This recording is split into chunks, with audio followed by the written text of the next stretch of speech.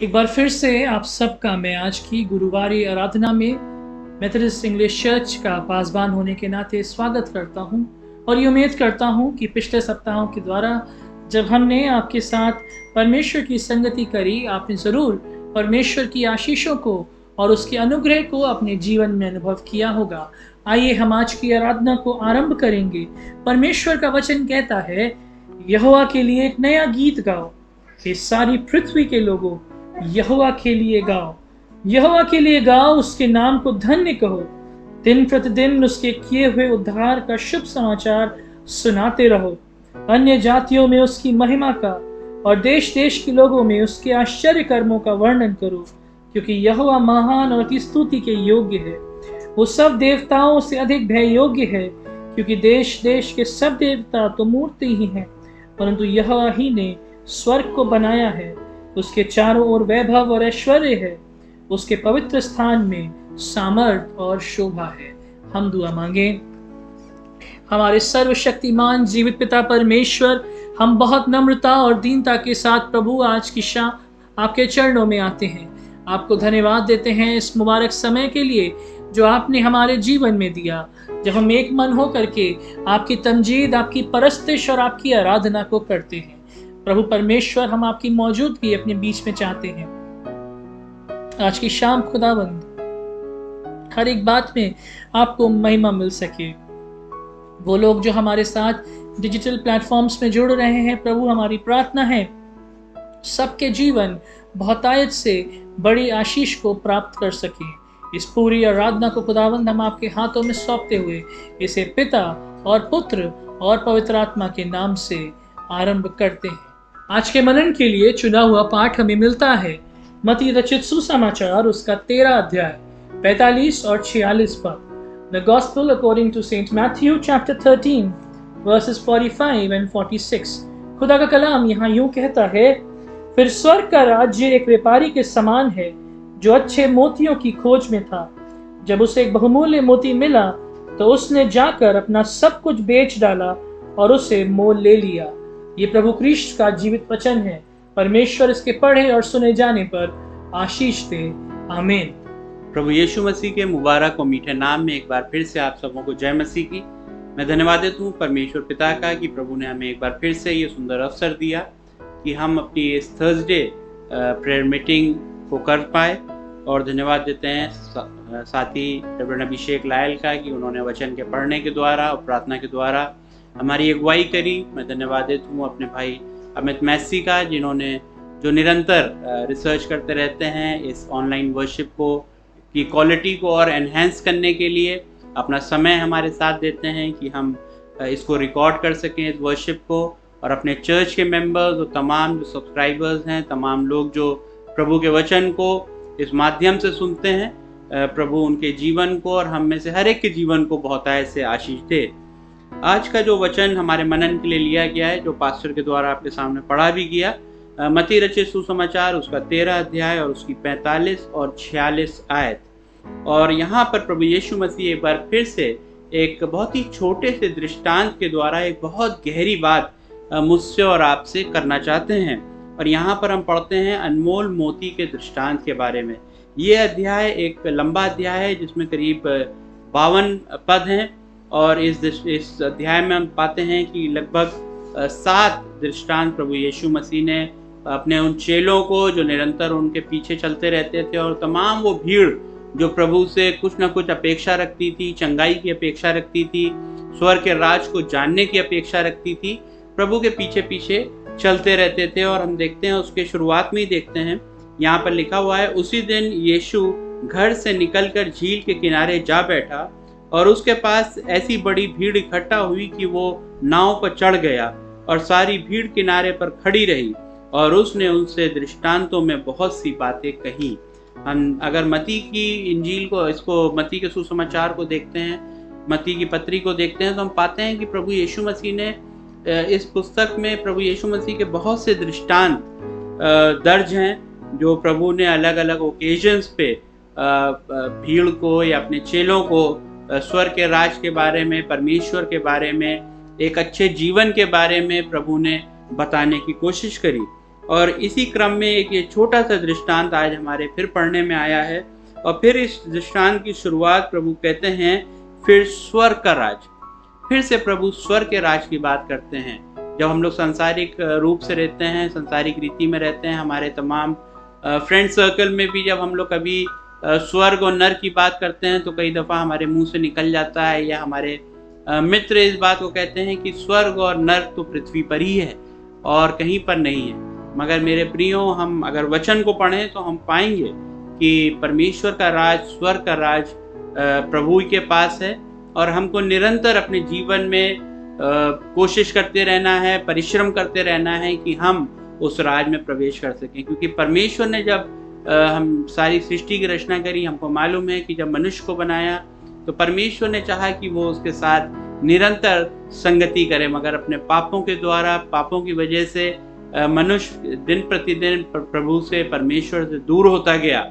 और यही कारण था कि प्रभु ने अपने पुत्र को मेरे और आपके उद्धार के लिए भेजा कि हम एक बार फिर से ज्योति में आए, एक बार फिर से हम सही रोशनी को पहचानने वाले हो सकें, अपने जीवनों को ऐसा नमकीन बना सकें कि वो स्वर्ग के राज के लिए तैयार किए जाएं।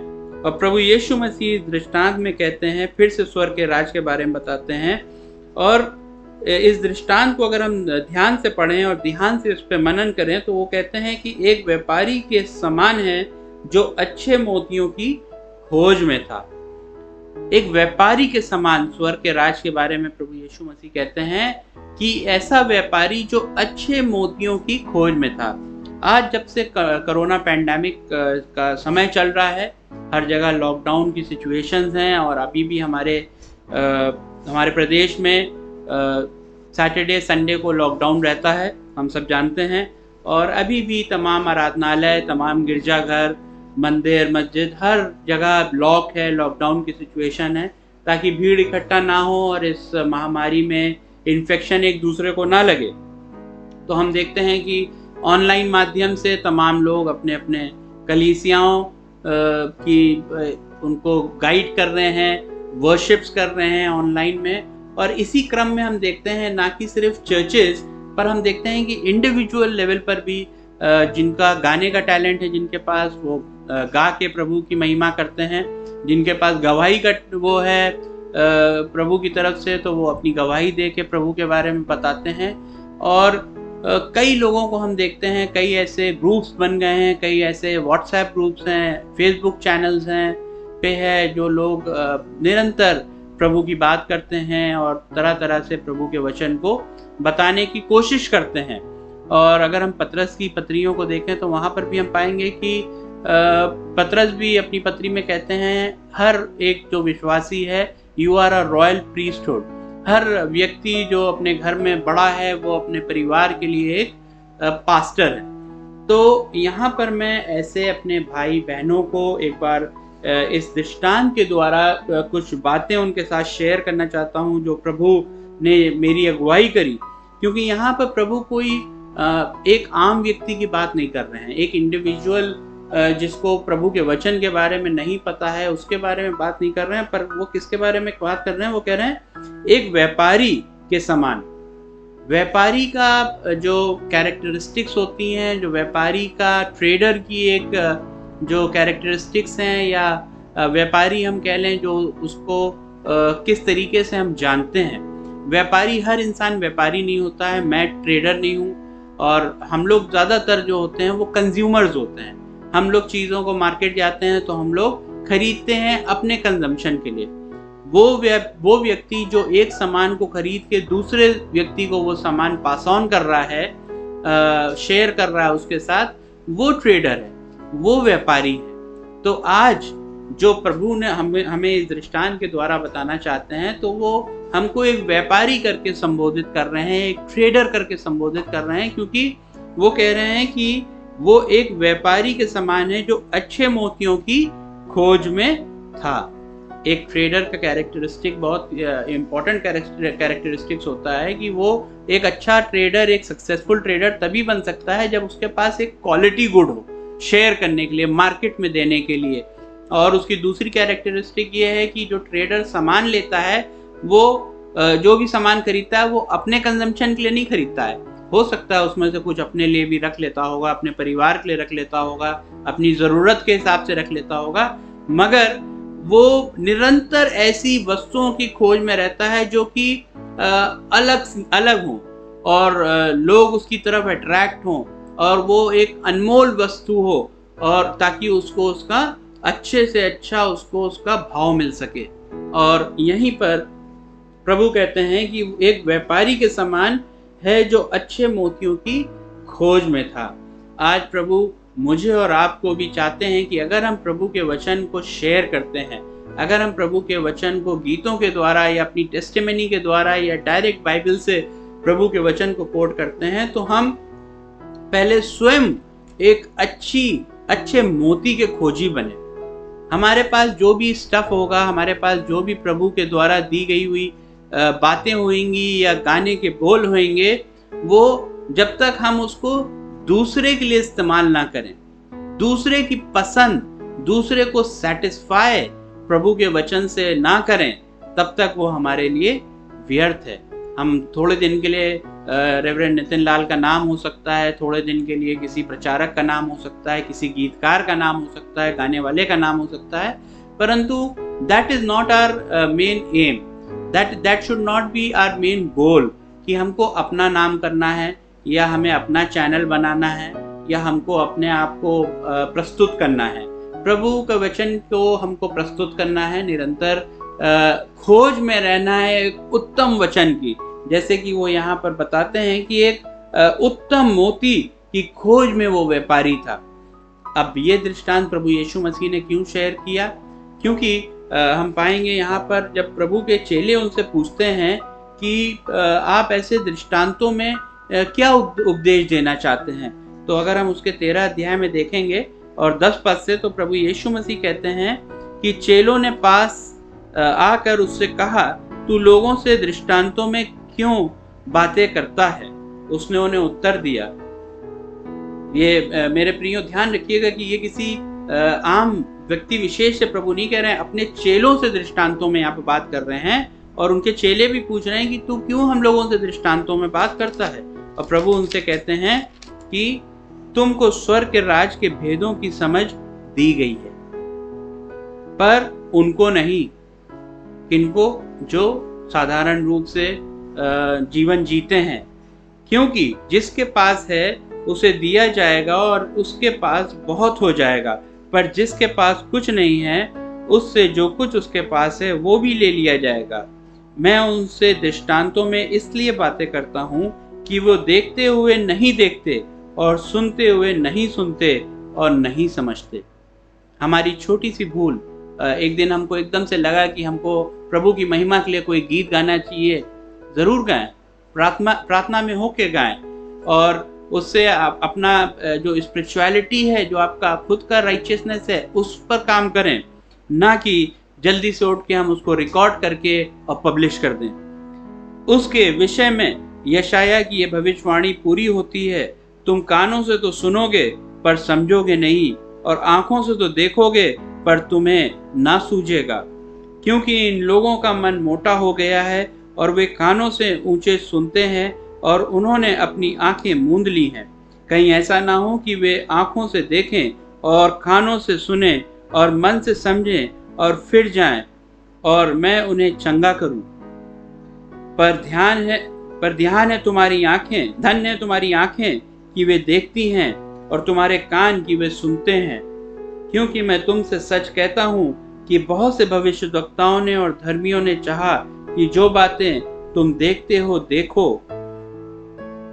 देखें पर ना देखी, और जो बातें तुम सुनते हो सुने पर ना सुनी। कई दफा हम परमेश्वर के वचन को पढ़ते हैं, देखते हैं, सुनते हैं, पर ध्यान से नहीं देखते, ध्यान से नहीं पढ़ते, ध्यान से नहीं उसको समझते, और हम उस व्यापारी की तरह नहीं बन पाते जो एक अच्छी मोती, एक अच्छे वस्तु की खोज में है। अगर हम उस समय को, अगर ऐसा दृष्टांत जो प्रभु ने दिया, तो हम उस समय को देखेंगे तो राजाओं का समय हुआ करता था और तमाम तरीके के अच्छे वस्त्र राजा लोग पहना करते थे। सोने चांदी से उनके आभूषण जो होते थे वो सोने चांदी के होते थे। मगर यहाँ पर प्रभु यीशु मसीह अपने दृष्टांत में एक मोती की बात करते हैं। हम सब जानते हैं कि मोती जो है वो बहुत ही डिफिकल्ट प्रोसेस से प्राप्त होता है, और ओशंस में, सीज में जो शेल्स होते हैं उनकी जब मछली भी पकड़ी जाती है तो शायद एक बड़े से जाल में 2-4 गिनती के शेल्स आ जाएं जिनके द्वारा वो मोती उत्पन्न होती है। और कई तरीके की मोतियाँ भी अगर हम देखेंगे, उसके बारे में पढ़ेंगे तो हमें जानने को मिलेगा कि कई तरीके की मोतियाँ होती हैं, मगर उनके बीच में भी एक उत्तम मोती होती है जो कि हर एक व्यक्ति के पास नहीं होती है। और यहाँ पर प्रभु यीशु मसीह इसी दृष्टांत को कहते हैं कि जो मोती तुम्हारे पास है, जो परमेश्वर के वचन तुम्हारे पास हैं, वो अनमोल मोती है। तुम उसकी ट्रेडिंग करो, अपने टैलेंट की, अपनी प्रशंसा की, अपने सोचे हुए मार्ग की आप ट्रेडिंग से बचें और प्रभु के वचन को देखें, प्रभु के वचन को जानें और उस अनमोल मोती को दूसरे के साथ शेयर करें जो कि एक बहुत ही मूल्यवान मोती है। और वो आगे कहते हैं, जब उसे एक बहुमूल्य मोती मिला तो उसने जाकर अपना सब कुछ बेच डाला और उसे मोल ले लिया। मेरे प्रियो, प्रभु का वचन एक ऐसा वचन है, एक ऐसे अनमोल मोती की तरह ये वचन है कि जब हमें वाकई में ये वचन मिल जाएगा, फिजिकली तो ये बाइबल की पुस्तक हमारे पास एक नहीं बहुत एक होंगी, हमारी शेल्फ्स में भरी होंगी, अलग अलग वर्जन्स होंगे हमारे पास, चाहे वो न्यू किंग जेम्स वर्जन हो, चाहे NIV हो, चाहे ESV हो, चाहे हिंदी की हो या उर्दू की हो या हिंदी इंग्लिश बाइलिंगुअल हो, तमाम तरीके की हमारे पास हमारी शेल्फ में बाइबल आपको मिलेंगी। परंतु जो अनमोल मोती के बराबर प्रभु का वचन, ये छोटे से दृष्टांत, 2 आयतों के दृष्टांत में प्रभु यीशु मसीह ने एक बड़े गहराई की बात करी है कि वो अनमोल मोती जब उस व्यापारी को मिल जाता है तो वो व्यापारी क्या करता है, उसको पाने के लिए वो अपनी हर एक चीज वो बेच देता है ताकि वो उसको मोल ले सके। क्यों मोल ले सके? क्योंकि जब वो मोती उसके पास होगा तो उसको मालूम है उस व्यक्ति की वैल्यू कितनी बड़ी हो जाएगी, वो ट्रेडर या वो व्यापारी कितना बड़ा माना जाएगा जिसके पास रेयरेस्ट ऑफ द रेयर मोती होगी, अनमोल वस्तु वो मोती होगा, जिससे उसकी कितनी मांग होगी, कितनी उसको पूछा जाएगा, कितने लोग उससे चाहेंगे कि वो उससे वो मोती किसी तरह हासिल कर लें। परंतु यहाँ वो व्यक्ति का चरित्र बताते हैं कि वो ट्रेडर, वो व्यापारी जो है वो अपनी हर एक चीज को बेच देना चाहता है ताकि वो उस अनमोल मोती को मोल ले ले, उसके पास वो पर मोती ग्रहण कर लो उस मोती को।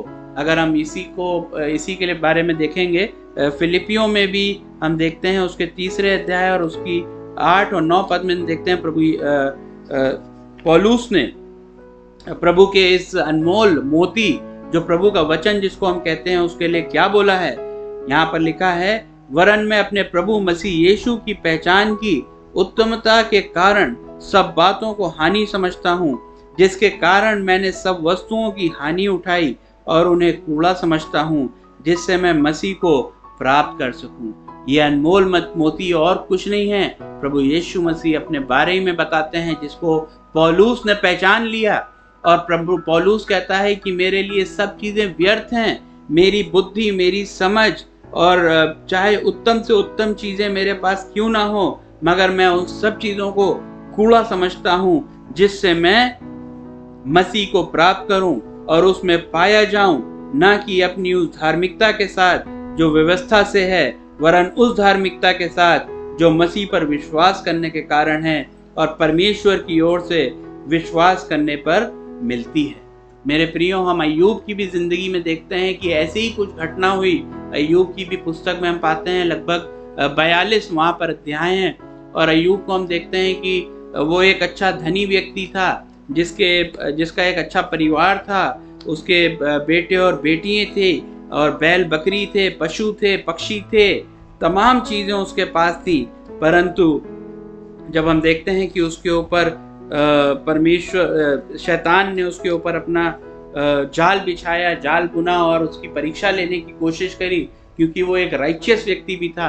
और परमेश्वर ने शैतान से बोला कि ये चाहे जितना राइचियस क्यों ना हो, जब इसके ऊपर हानि पड़ेगी, जब इसके ऊपर परेशानी आएगी, तब मैं इसकी धार्मिकता तुझको दिखाऊंगा। ये जो तेरा चुना हुआ व्यक्ति है। तब परमेश्वर शैतान से कहते हैं, जा, मैं तुझे अय्यूब के ऊपर छोड़ता हूँ, तू उसके साथ जो कर सकता है तू करना, परंतु तू उसके प्राण न लेना। और शैतान ने कोई ऐसा समय या कोई ऐसी चीज नहीं छोड़ी जिससे वो अय्यूब को घात करे। और उसके बेटे बेटियां और उसकी जितनी उसका सामान था या जो उसकी एसेट्स थे, हर चीज को शैतान ने नष्ट कर दिया। यहाँ तक कि उसकी पत्नी ने भी उसका साथ छोड़ दिया। यहाँ तक कि उसके जो 3 दोस्त थे, हम पढ़ते हैं उनके बारे में, कि वो भी निरंतर उसको बोलते रहे कि तू किस परमेश्वर की तू प्रार्थना करता है, किस परमेश्वर पर तू विश्वास रखता है, जिसने तेरे इन कठिन दिनों में तेरी सुधि नहीं ली। परंतु अय्यूब निरंतर अपनी राइचियसनेस में, अपनी धार्मिकता में निरंतर बना रहा।